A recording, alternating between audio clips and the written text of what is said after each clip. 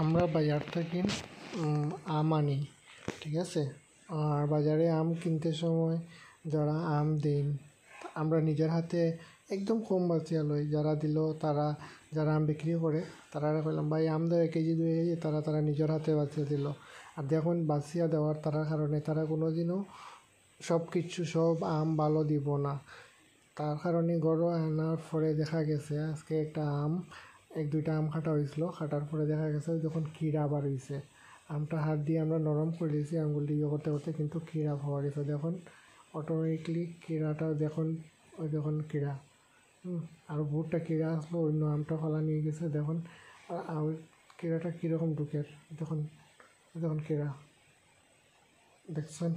আমটা দেখুন আমের উপরে, দেখুন লড়ে রাখবো কিড়াটা, দেখুন আমের ভিতরে ঢুকি যার। এখন দেখুন এখন পুরো ঢুকি যার, কেউ বুঝতে পারতো না। দেখুন দেখুন ঢুকি যার, একদম ঢুকি যার।